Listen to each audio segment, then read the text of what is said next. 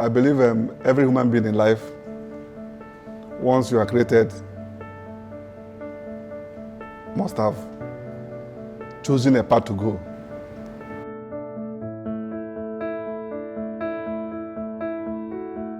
Those that haven't chosen anyone when they have reached the age of 18 suffer in life because they keep chasing other people's dream. And I'm one of those that say, I don't want to be like anybody else. I want to be me. Why I have to be me? Because I'm sure God is here as I am, from an Igbo man, from Anambra. It's not an accident. It's all the act of God. And I only have to exist in my environment. How do I adapt? How do I innovate? How do I make my environment livable? How do I overcome challenges? Why should I call things obstacles instead of stepping stones? So those challenges come your way and they never cease to come once you are breathing. The only time it ceases to come is when you drop dead or when you lose consciousness. But once you are still faculties complete, you have your six senses working, there must be things you put in your to-do list to do. And God tries to make it for people to last a lifetime. A lifetime, if you ask me again, can be 50, can be 60, can be 100, can be 33 like Jesus Christ. And he saw that Jesus never rested when he started doing his work. And I tell people, if you want to rest, go to heaven. But this world is not a resting place. There are things to be done each day. You have to make out. Okay, one of the things I learned from my formation in Opus Dei is to have a plan of life. Nothing happens to me by accident. Yes, I always leave room for exigencies, because if you plan everything, then you choke. You must only leave a vent, a valve. So, okay, this is my overflow. Don't push it. But if you have your plan of life, try and follow it religiously. Don't give up on it. Because if you get a plan and you're able to do 20%, then you are a failure. Either the plan was not well thought out or the threshold was too high. So do a plan that you can give yourself at least 80 to 90% success rate and never go below that on a daily basis. Not you do now, you say you want to go and rest. If you want to go and rest, I repeat, go and see God. But there are things to be done each day. Challenges, we just woke up, somebody came up and announced no more fuel subsidy. That simple sentence changed many things. And if you have kept taking cap somewhere, saying, no, let me go and relax, you'll be caught unawares. But if you have planned, look, there is possible for changes to happen without plan. Put a buffer. You elevate, you flex your budget and keep moving. Okay, let me come to the social media last. Okay. Talk about youth first. I'm a typical Igbo man, Nigerian man. I grew up in Nnewi. My father was a vet doctor, so I didn't go to any private school. I went to Nnewi Central School. If you know Nnewi, at the heart of Nnewi, Nnewi Central School, I went there on foot. I didn't go barefooted. My parents can afford to give me sandals, so I wore sandals to school. I went to secondary school too, as a day student at Nnewi High School in Nnewi. I walked to school too. I don't know, it should be about 6 kilometers every day, 6 kilometers from 100-foot road, walk to school. And I saw that life gives you back what you put in, plus fortune smiling on you because you are prepared. Because if God comes now to say, this is the time to share admission to university, he comes around, meets you, you have to start, you will get it. Meets you, you didn't do first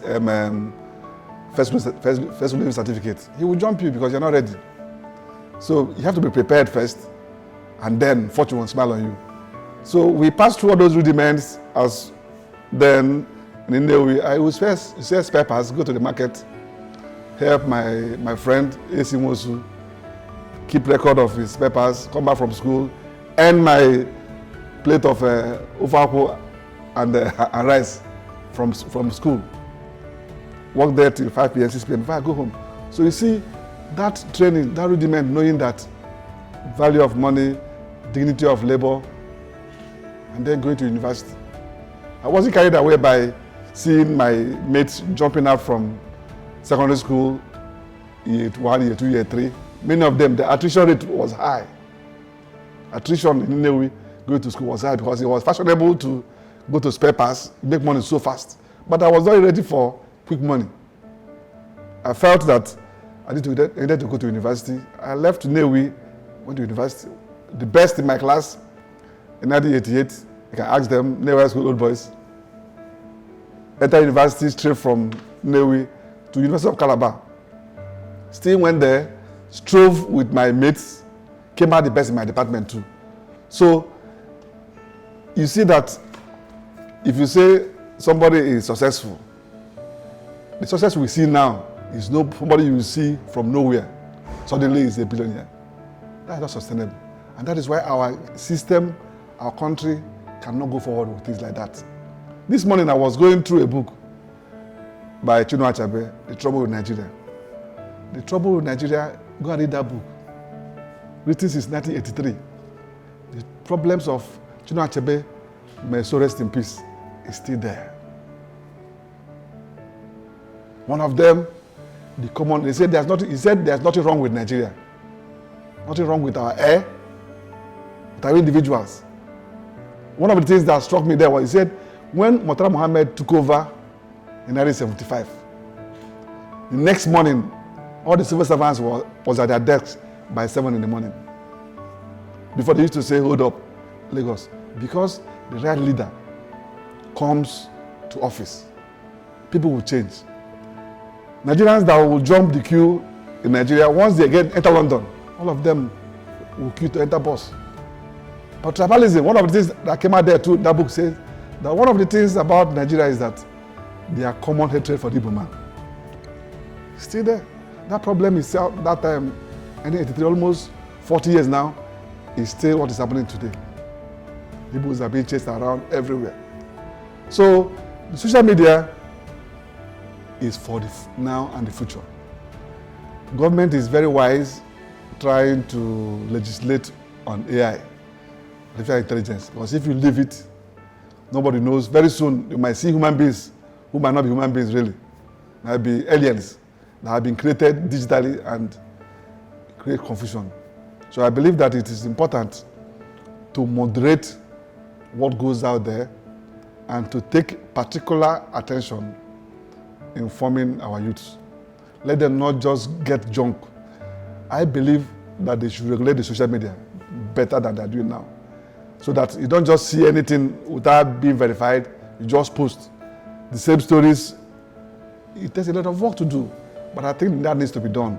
Yes, people want information to flow freely, but don't misinform, because it can kill. What goes to the mind forms the person. And once the mind is sick, the being is sick. That is why when somebody has a mental illness, it's difficult to cure. You can cure physical illness, you can cure other things, but once the mind is sick, it becomes a problem. Because it's difficult to find a way, how do you get the mind to get it cured?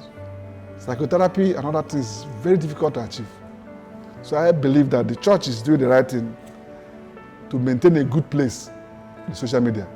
Because once you leave there, that place unoccupied, you leave it for the devil. And what you get there might be things that you do not want people to see. So it is good. The church should be very much well involved in the social media so that God is still having space there. But I believe government also must find a way to regulate what goes out. I don't want to just stay on my own and somebody sends me a picture of a beheading. That should be stopped by a process. I don't know how this is going to be done. I'm not an IT expert. But I think that regulation is very important, and I think the church came late to the social media. They should hurry up and do more to be able to pass as much information as the secular world is passing around using it. The last time they did an education summit for the diocese, I was one of the keynote speakers with Nyamodo. That should be about 5 years ago or so. So these are things that I like to share. And one of the topics I taught those students then, serviam. I will serve. I want to serve. And service, by the time you serve, you are giving out yourself. Some people can give out themselves. Some can give out their time, or talent, or treasure. Me, I want to give all. So, but the only thing that requires to be done is for us to have a mutually agreeable timetable and a clear description of what you want. Because I can only serve you if I understand your needs. Just like you don't give a patient medication if you don't know what the sicknesses are or the symptoms are. So if I understand clearly the area of you want me to participate in, I will tell you how I can do that. But if it's in my life story is an open book. I get involved in my community because I want my town not to be a laggard. I get involved in my church because I know I'm a Catholic and I'm not afraid to say to the sign of the cross in a public place before I eat anywhere in the world. When I went to my last training in the world in America, those people say, what are you doing? I said, that's the sign of the cross. What does it mean? I'm a Catholic. I'm calling God the Father, God the Son, and God the Holy Spirit. That it's possible that this is my last meal. He said, I said, no, it's possible. At a time in your life will be a last moment. Are you close to God or are you far from Him? So that might be my last meal, and I'm saying that before I eat because I want to thank Him for this opportunity to eat. Some people can't eat with food. They need a infusion to be able to eat. So that was like I was lecturing. They just sat around me, started listening to me. I said, yes, I'm an Igbo man. I don't fail to identify myself as an Igbo man. If I borrow a word from Ikenna, he say, I'm an Igbo man, and my Igbo-ness provokes. So these are things that I'm not afraid of saying, in as much as it might not be popular or fashionable. But this is who I am. Just like if you see a Jew, he will not say because he came to an Arab nation, he will say, I'm no more a Jew. No. My first name, Ikenna, is by choice. My father gave me that name. Some people say, as a Catholic, you should answer baptismal name. I said, no. In my circumstance, Ikenna. There was one bishop, I won't call his name. I quarrel with him every time. He say, Kevin. I said, my Lord, Ikenna. That's my middle name. But that's by the way. So these are all the things I know. I believe that there are little contributions everybody can make. When you hear about a good nation, it's not only the president. If all of us do our duties the best way we can, the nation will be good. If a gate man does his work well, the criminal will not enter inside the compound. I remember one sayings in Colossians 3:23-24. They said, do your work as if your master is God. If you are doing this work now because Father is here, you are doing it well. If Father goes, you start playing, you are deceiving yourself. Because the maximum time you can live in this world is 80, 90 years. You will die. But how will you see God? Will God be happy with you, say, whether you had the opportunity of being a cameraman, but you're only doing it well when you had the priest around you. When the priest is not there, you're playing around. No, so that spirit of being conscientious that this is what I'm doing it well. All of us know that we are not well remunerated. Nobody's well remunerated in Nigeria. Nobody. Of course, apart from the senators and the president and the politicians. But do that work with all amount of honesty. Don't bother about tomorrow. As you do that work well today, God is seeing you and He will intervene. But when you do things half-heartedly, what happens to you? You don't learn well. If you think you want to cut corners because your master is not there, you do it you will not learn well. By the time you go out with stolen money, your business will collapse. You are going out with no blessing. That blessing of your former boss telling you, go well. He might not like you to go, but say, go well, and know that you will do well. You have the mind to come back to him, your problem. But if you did corner and just learned halfway and go out, you will have what you call fake victory. You just go small and collapse and start blaming your grandfathers and your ancestors every time you be trying to go and chase away ancestral curse. Our ancestors are not bad people. Our ancestors are like us. They did a few bad things. But every day you hear people going there, we want to go and clear ancestral curse. Which ancestral curse are you going to declare? Be wise. Do your work well. White men too have ancestors. Why don't their ancestral curse haven't dealt with them? Somebody will not go to school. Somebody will not work hard. You will send him to go and learn a project, maybe go and learn carpentry. He will spend 2 years and run away. You hear that there's money in spare parts. Enter spare parts, spend 2 years, run away. You hear there's money in Yahoo. Run into a Rolling Stone, gathers no more. You will just be that man of the moment, never hold anything. But somebody knowing that when they learned how to do carpentry and do it well, suddenly you will be growing gradually. I'll tell people, always look for a slight incline. Those people that did mathematics, slight incline, gradient of 0.5. Don't look for, no. You will just go up and come down. But that gradual, you learn, you are doing it well, you are happy. Do your work with a smile, whatever you are doing. Nobody is not, you are not under punishment. You are a driver. Drive your bus. You are happy. You might want to be a professor tomorrow, but at that point in time, you have not become a professor. Enjoy the work.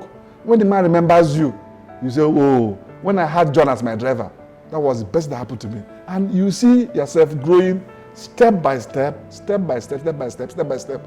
By the time you start your own story, after 30 years, it looks long, but it's short. Somebody will say, that man was a carpenter before. That man was this before. He passed through the step. The first word to tell the youth of today is patience, patience, patience. That ozbo does not work. That wait and take is film trick. So, because there was a time I went to one university. You know, I have some good American cars. So one undergraduate saw my car and touched it. Say, I claim. I said, how can you? At the age of 19, without having done 1 hour work, want to claim what took me 32 years to get. Is that not robbery? That's why I told the man I said, no, don't say I claim. That is bad Pentecostal teaching. What you should claim is that you claim to have first class in your school and then do some other things. And then maybe later, if it's your liking, some people might not like what I liked. By that time, this one will be obsolete. For people that claim Pajero, where we are growing up, that time what was raining was Toyota Celica. That one that light comes up. They claim it. The person have claimed an obsolete equipment. Imagine me that time touching a Celica and saying, I claim. It passes with time. So the first word for the youth, patience, patience, patience. process. That if you are patient and follow the process, the only way to go is success. But don't try to say, I want to jump from zero to hero. You see on the TV, you see innocent. So you want to be innocent. If you know how much millions and billions he has lost, if you know how much sleepless nights, failed transactions he has encountered in life, you don't want to be like him. But you should then learn that persevering aspect of it, that if you do well and you are creative and God blesses you at the age of 19 with the code to solve one of the world's biggest problems, to find a cure for COVID at age 19, then you might become what you might never thank him for. But don't just, and those things happen once in a while. Most of us passes through that process that you must sow before you reap. Children, don't try to reap when you have not sown. These days they want to sow and reap immediately.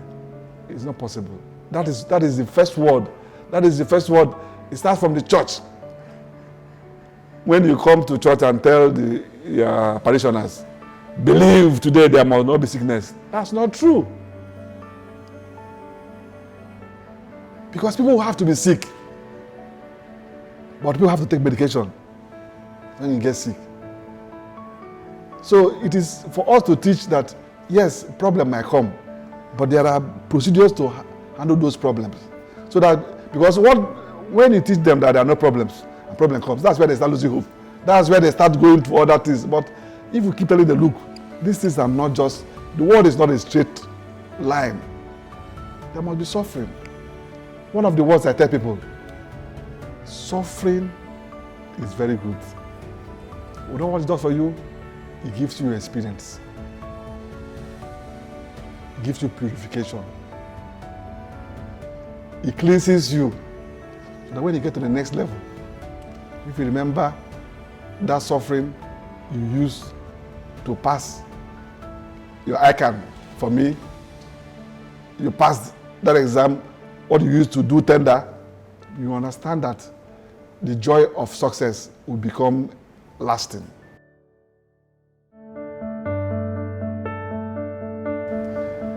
If at the level now, and you look at all the things you want to be, you only want to be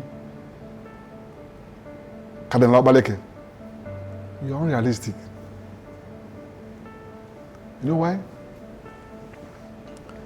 You want to make 1 equal to 30. That's not how life works.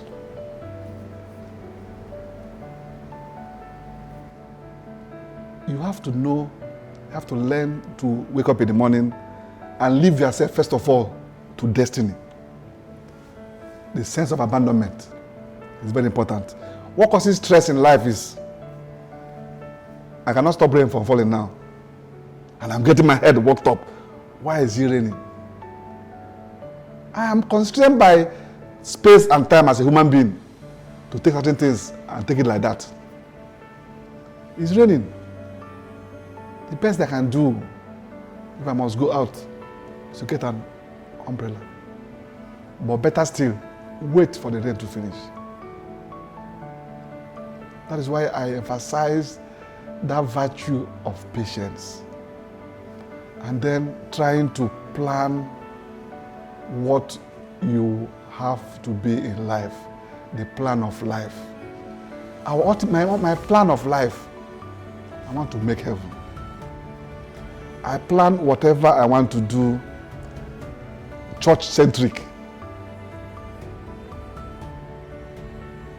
Church will not lead me to heaven.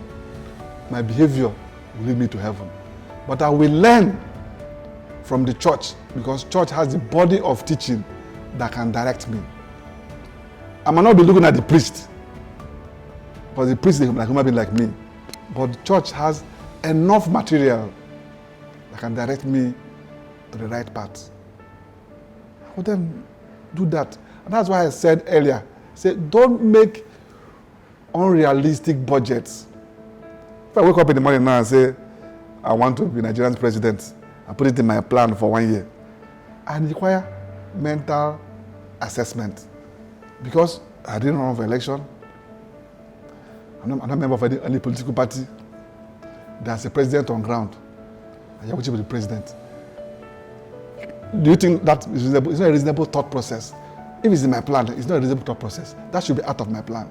So I should know within my own status of life as a priest. You want to be able to build up your spiritual life, that you will not be a distraction to people that see you. And somebody will not see you and say, you say you're a priest? I don't believe you. As a small one thing to your reason, that your conduct must not scandalize you or the church. 2, you have to learn to practice what you preach. How do you practice what you preach? Reading the gospel, knowing more and more and more and more and more. You can never know all.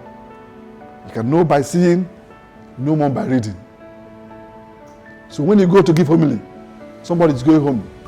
You say, yes, that young priest, if he go for his mass, go him with something. Break down your homily that somebody will not come confused and go more confused. He's going home with one thing, not 5 things. I tell people, I don't go to church with 5 things to go. I want to go back with 1. If I go for church every day and I go back with 1 thing, in 365 days, I've gone with 365 things. So I don't give myself high target. Myself low target. 1. So these are all the simple things you will do. By the time you do it, you will see yourself growing both in stature and in things. The people will start noticing you. If you want to say, let them have a retreat for priests, Papa Anabosa will say, don't want to have somebody I will call. Because you are unassuming, you come there again, it is in you. It is in the habit of scorpion to sting. What do? You will sting. You perform what you normally do because in your plan of life. Because you are in a plan of life, you are not doing it with stress. That is what we should treat the youth, of trying to moderate their ambitions in line with where they are at the point in time. Year 1 students should not be bothered about too much what happens to people at youth service. Should bother about how does he make the GPA to be close to highest. When he gets to year 3, you start thinking, okay, where do I want to do my youth service? So by the time, so that you don't carry next tomorrow's stress and bring to today. You might not see next tomorrow. So why should I be bothered about next tomorrow? I'm bothered about today. So that is one of the things, stress management strategy you need to have to learn. What will happen next 5 years? Don't worry about it. Let's worry about what's happening now and tomorrow. That way, you have developed a better coping strategy and there will not be too much worry. And you will not be having young people having anxiety disorder that they should not be having. And it's because of overpromises. Because the Jesus we know never promised anybody anything. He just said, follow me, carry across what? And follow me. He didn't say carry a car and follow me. He said carry across and follow me daily. So that's an example of what. So that means that perseverance and patience. Even in the Lord's Prayer, he didn't say give us these years. Jesus could have said, God, you know I want to live for 70 years. Just give me my money for 70 years and leave me. Let me go and manage myself. He told us, give us this day. These are all stress containment strategies, which the youth needs to be emphasized to them. It's not that believe, receive. It's over. It's not over. The problems will come. But when the problems come, don't lose your head. Sit down. What is the problem? Okay, now the computer has broken down. There's no money. But there are room for people to win scholarship. They say there's a scholarship being done by Fides. That if you get 3.5 GPA, they get my parents cannot pay for me school fees. He struggles. That's a problem now. Parents have died, can't pay school fees. But because he reads, he's aware that if he gets 3.5 GPA, you get a scholarship. That problem is solved. He finishes school, want to get employment. For me, while I was applying for a job, I wrote more than 2,000 applications. I go to library. Every place I see, I apply. I know many of them, they see it, they throw away. But when it said time for me, when my time came, I got employment the same week. National Oil, at Anderson, Pfizer. At the same time, because I was pumping, I wasn't afraid of failing. It was the time, when the time comes. So each person knows that when a woman gets pregnant and expects to give birth the next day, the woman is not being realistic. There's a word called gestation period. And for human being, it's 9 months. You have to come out, wait for 9 months. So this, I have to tell our children, tell our youth, that time nurtures things, that everything has its own period that must take place. And once they learn that, it's a very good way of making anxiety and getting confused by the Pentecostalism. It will come down and people will become more realistic. God does miracle. He does it in gentle ways, most times, less in noisy ways.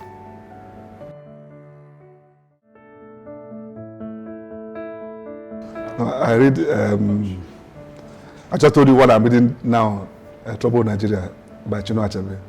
I read books. I read management books a lot, and I read the books of Opus Dei. The Way. The Way is a very good book to read. The Way, if anybody can go through it, check the life of Jose Maria Escriva. You know that in life, you don't have to be in the front seat to be seen. You don't have to be in the front seat. Most times people come to church, 10 o'clock mass, they come by 10:30.